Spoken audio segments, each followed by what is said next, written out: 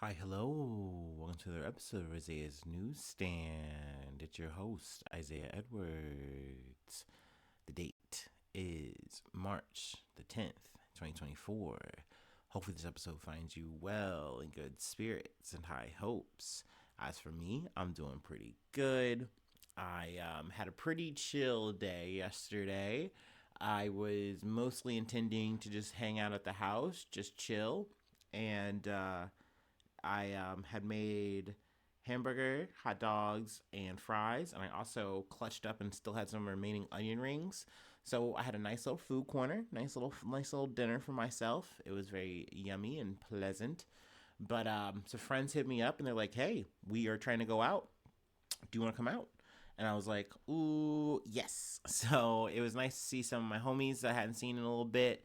We wound up going bowling, though I will say I did not bowl yet again. I just wound up being a little bowl rat, just chilling. And it was fun. It was a nice little time. Got to drink some beers, hang out with the homies. So yeah, good vibes were had. So yeah, you're all caught up. It's Sunday now. I'm chilling. I was salty. I kind of woke up with like a little bit, just a teeny weeny like hangover, and I was like, ugh, all right, get the ibuprofen out. But yeah, let's see here. Let me go ahead and do my startup, and then we'll get into some news.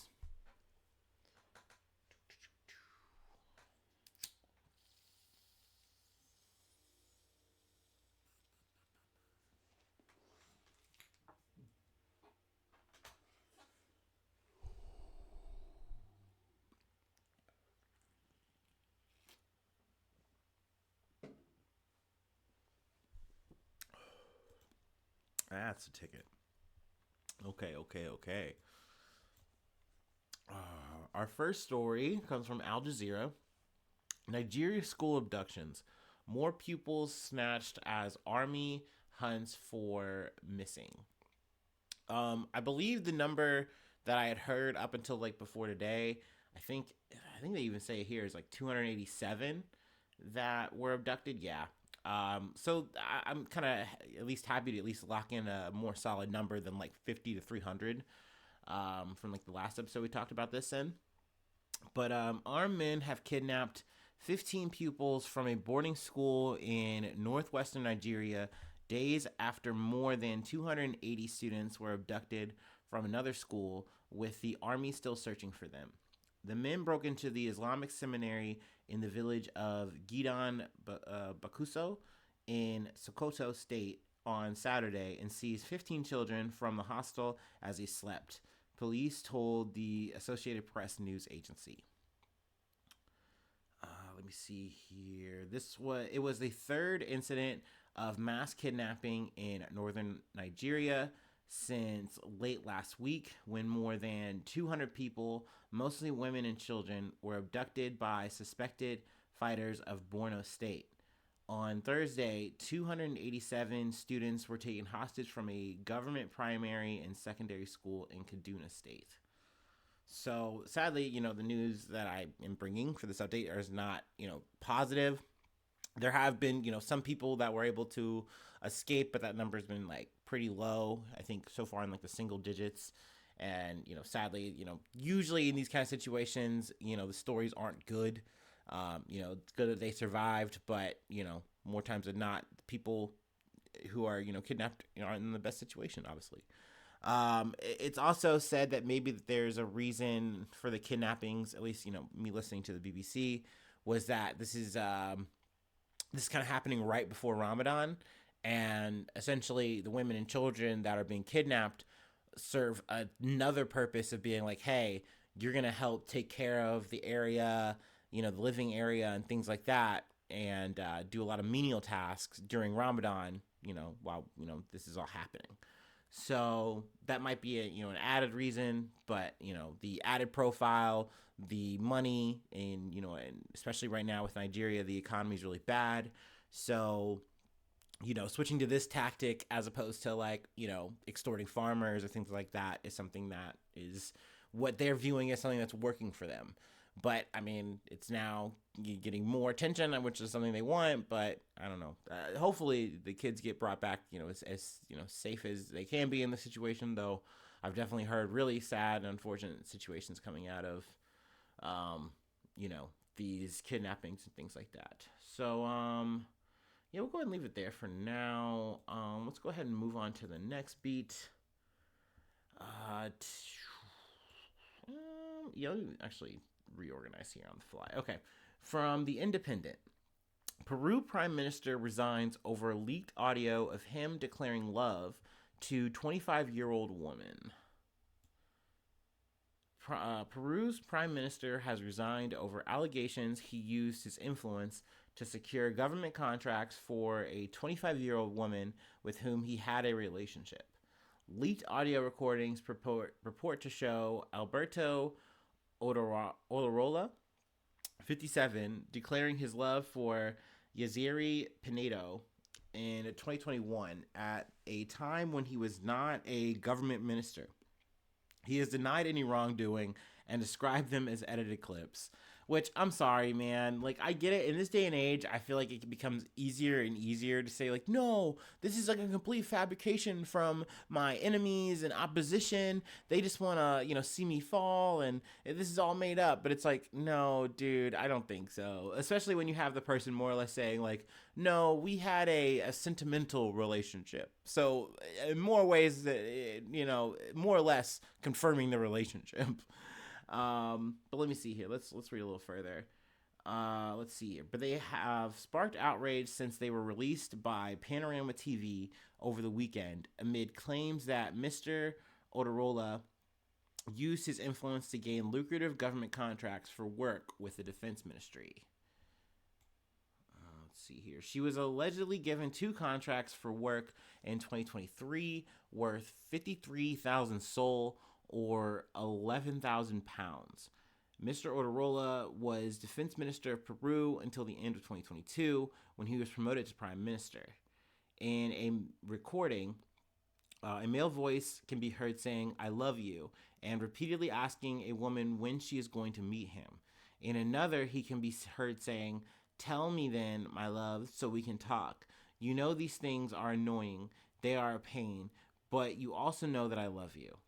It's like, oh yeah, really, really sentimental. Let's see here.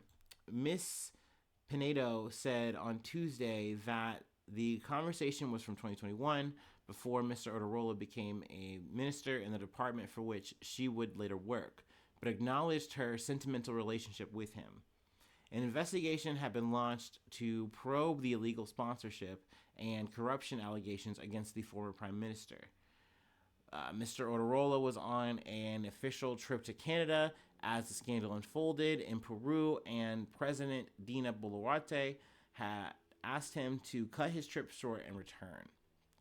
So that makes sense. Like, hey, cut the shit. You got irons in the fire at home you need to handle. In his resignation speech, Mr. Odorola said, "Oh, my thing jumped here. Those who have always wanted me out of government have not even hesitated to edit an audio with the veiled purpose of tarnishing my image." I was like, I don't know, buddy. I understand the seriousness of the political situation, but I reiterate that I have not committed any illegal act. In due course, I will specify where this infamy comes from and what dark interests it is after, he said in a message on X.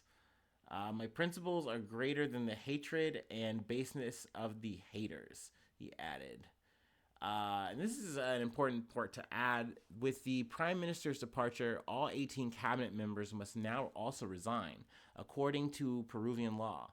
Ms. Boluarte has the choice to reinstate each cabinet member or swap them out for a new minister. So that is an interesting revelation coming out of Peru that I wanted to kind of talk about. Hey man, love makes you do crazy things, I guess. But when you leave a paper trail like that, it can haunt you. I mean, haters be damned. But yeah, let me move on to the next beat. Let's take it to the good old US of A, going to Colorado. Sadly, this is a really fucked up, decrepit story if you ask me, but we'll go ahead and talk about it a little bit. From CBS News, Colorado family charged $4,000 in fees after loved one dies unexpectedly. Landlord says death meant she broke her lease.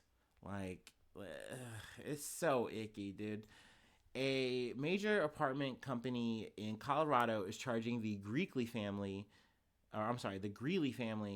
more than $4,000 in fees after their mother died in her unit, something the family feels is unethical. This comes in the same month as a company was sued in Denver court for allegedly charging illegal fees to tenants across the state. In October, Letitia Farrer had just moved into the Avenida apartment complex in Loveland, managed by a major apartment company called Greystar. Farrer had dementia, but her family says she was quite independent, or she was still quite independent. She was so fun, very fun, and very family oriented. She loved her kids, loved her grandkids. She was always there for them, recalled Farrer's former daughter in law, 25 years old, Kelly Gantos. We thought we would get her into a place that was a 55 and up community. They had lots of events that were supposed to be able to get the seniors out and, mingle so you could have friends, which is a very noble endeavor. It sounds like this place is very accommodating. But in early January, Farrer passed away unexpectedly. Just a couple days later, Gantos says the apartment complex sent her family a bill of $4,140 in penalty fees because she says the complex claimed that her death meant that she broke her lease early, which is it's just an insane concept to be like, hey, look, dude, this is just a part of our contract, and there's just nothing we can do about it. And you would think that the law is accommodating for that, and more or less it is, but Colorado law says a lease is nullified after a tenant dies, unless the lease says otherwise. Then the lease prevails. In this case, Farrer's lease did stipulate that she would be held to the lease terms even in the event of a death, which is just decrepit to put someone in the situation where you're signing that kind of lease. It just doesn't make sense. And I get it. Well, we are, we're here to help out these people who need this kind of help, but this is the catch. That shouldn't be a catch. At the end of the day, when a person dies, they're dead. Like, as a person who's kind of gone through this, with my own father, I just couldn't imagine the nursing home or wherever I was at, I put my father in, then turning around and saying hey, you owe us some fucking money. And now, don't get me wrong, I'm not trying to say I have any beef or any pauses or reservations, but there were situations where I was kind of damn, this is really kind of fucked up. That I don't want to say I felt oh, our family's getting fleeced here, but it was just a very oof, this kind of sucks. But I understand you guys are taking care of my father, helping him out in ways that I cannot, so I can continue on my life and I don't have to really worry about this, and I can come and check on him. So that was good. And I'm getting in the weeds here, but at the end of the day, they didn't turn around and say, hey, here's the bill for the remaining shit. No, because at the end of the day, in Ohio, you can't do that. And I believe in most states you can't. But it's crazy to have the stipulation saying, well, hey, if it's in the lease, Now, the family says that they're not going to pay it. And they're urging other people to kind of rally, form tenant unions, really fight against this shit, because you shouldn't have to pay for this shit. You shouldn't have to deal with this kind of shit when you're having to bury and tend to a lost loved one. You know what I mean? To me, this is so fucking decrepit. And it's just, the Greystar as a company is miserable. The people that they have, I don't know. That's some Wraith Lord ass shit. I don't know, man. No, thank you. So yeah, Tomato Town to Greystar. I get it, get your bag or whatever, but not over people's dead bodies. That's crazy, man. That's fucked up, man. But yeah, on that note, we'll move on. We'll call it there. I know I kind of went into riff mode, but that's me. That's what I like to do. We have one more thing to cover, and then I'll let you go. This is from Yahoo Finance / Fortune, but they paywalled me, so I'm really giving the credit to Yahoo Finance. You're the real goat here, actually, factually. All right. But yeah, let me take my last break and then we'll get into this.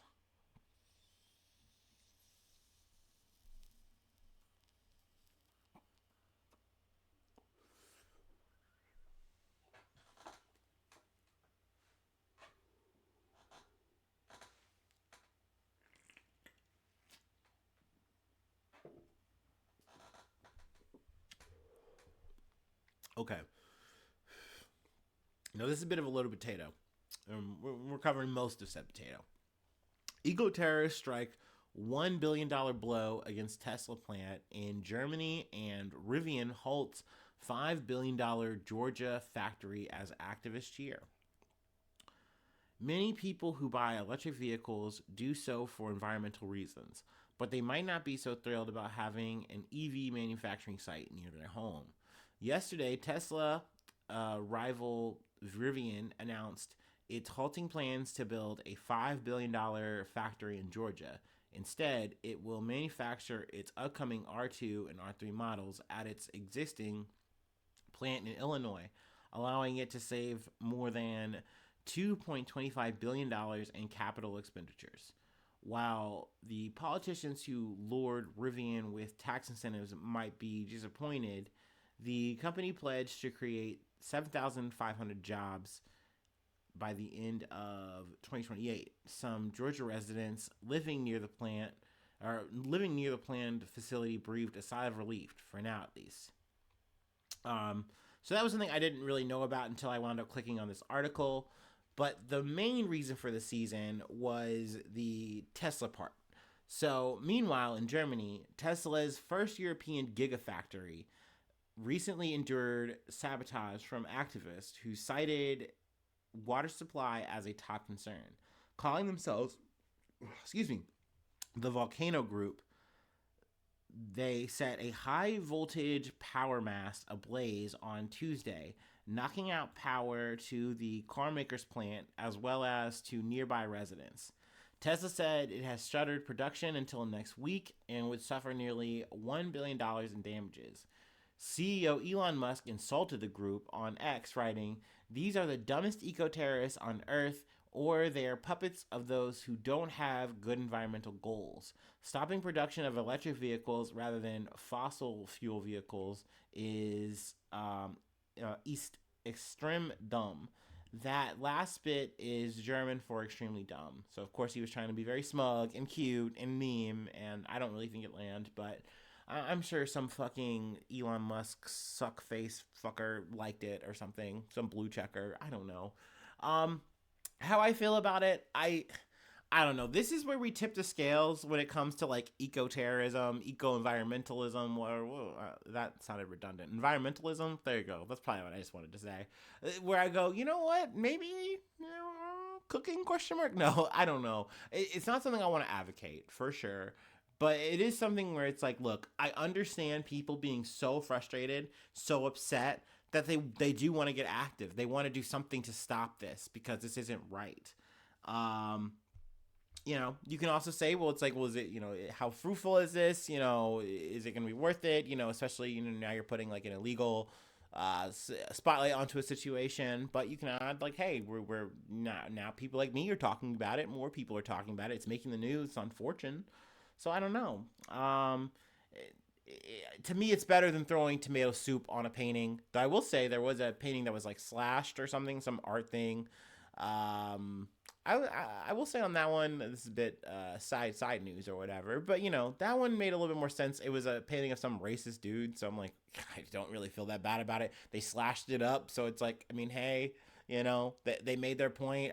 There might have been some more verbiage. I don't remember if there was like a Free Palestine vibe there too. I mean, hey, I'm all for that. Hey, turn that shit into a cool billboard. Fuck it. Like, once again, that's better than like saying, hey, we're gonna throw fucking tomato soup on a Warhol and say this sucks and we're these guys. Like, I don't know. That to me is just way too performative. And the other one is just kind of like, hey, you had an agenda and you hit it. Like you said, fuck this painting, so fuck that.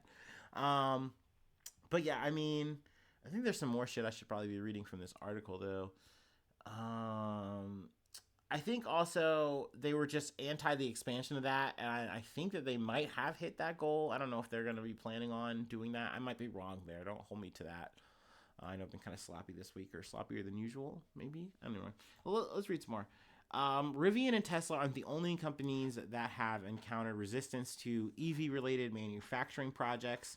In Quebec, activists protest earlier this year against $7 billion EV battery production plant being planned by the Swedish firm Northvolt, founded by two former Tesla executives in 2015. Protesters dubbed the project an ecocidal disgrace. Um, Similar protests arose in Hungary last year against Chinese owned EV battery plants built by Contemporary Amarex Technology Company Limited, or CATL, with that sounds dystopian. CATL, anyway, with residents worried the potential impact on water supplies. Of course, all kinds of planned existing factories are met with protests. In France, climate activists recently stormed a forever chemical plant outside of Lyon, following mounting health concerns among nearby residents. So, I mean, yeah, I get it. At the end of the day, like, I think when you initially heard the idea of what a Tesla was, like a Tesla car and EVs in general, you're like, oh yeah, this is gonna be great. This is gonna be awesome. But then you kind of get into the details of like what it takes to make these cars, and it's like, oh shit, like, is this actually a net positive for the environment, or is it not? And I think the jury's definitely still out on that. And not to mention, I think whenever the rubber meets the road and this shit is in your backyard and you're like, oh shit, this is gonna fuck up our shit for a quote unquote greater good. Well, whether it is a greater good or not, people switch the fuck up. And you can understand that, because it's like, oh, I'm having to actually be a part of this, a potential casualty of this. Maybe I don't want that to happen to me in my town or my family or whatever. You know what I mean? And that's under fucking standable. So yeah, happy to bring that to you for today. Yeah, I want to call it. Yeah, call it an episode. Hell yeah. So thank you so much for tuning in. Thank you so much for being a friend. And hopefully I see you soon for some more good news. I love ya. Bye-bye. Mwah.